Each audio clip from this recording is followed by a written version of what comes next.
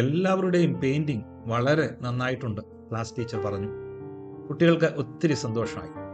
Teacher പിന്നെയും പറഞ്ഞു, ഇവളാണ് ഏറ്റവും നന്നായി പെയിന്റിംഗ് ചെയ്തത്. കഴിഞ്ഞ ദിവസം കുട്ടികൾക്ക് ഒരു ഹോംവർക്ക് നൽകിയിരുന്നു, ഒരു പെയിന്റിംഗ് തയ്യാറാക്കാൻ, ഇഷ്ടമുള്ളത് വരയ്ക്കാൻ.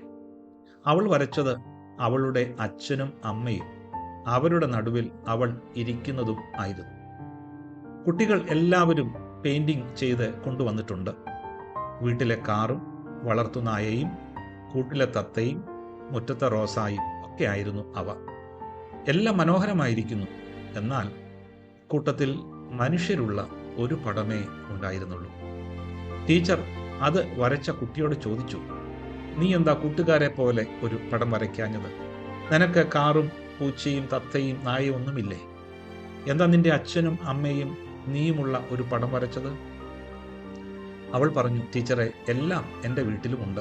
എന്നാൽ മനുഷ്യരും അവരുടെ സ്നേഹവും ഉണ്ടെങ്കിലേ ഈ കാണുന്നതൊക്കെ എന്നും ഉണ്ടാവുള്ളൂ. ആഹാ, നീ ആള് കൊള്ളാമല്ലോ. ഇതാര് പഠിപ്പിച്ചു? ടീച്ചറെ, അത് മമ്മി എപ്പോഴും പറയാറുള്ളതാണ്. മനുഷ്യൻ നന്നായാൽ എല്ലാം നന്നാവുമെന്ന്. അത് കേട്ട് സന്തോഷത്തോടെ ടീച്ചറും സഹപാഠികളും വീണ്ടും കളിയിൽ ഒന്നായി, ഒരു കുടുംബം പോലെ. നമുക്ക് നല്ല മനുഷ്യരാകാം, ഈ ലോകം നന്നാകുമല്ലോ. നോമ്പ് മനുഷ്യനെ നന്നാക്കുന്ന ഒരു ഉപകരണമായി തുടരട്ടെ.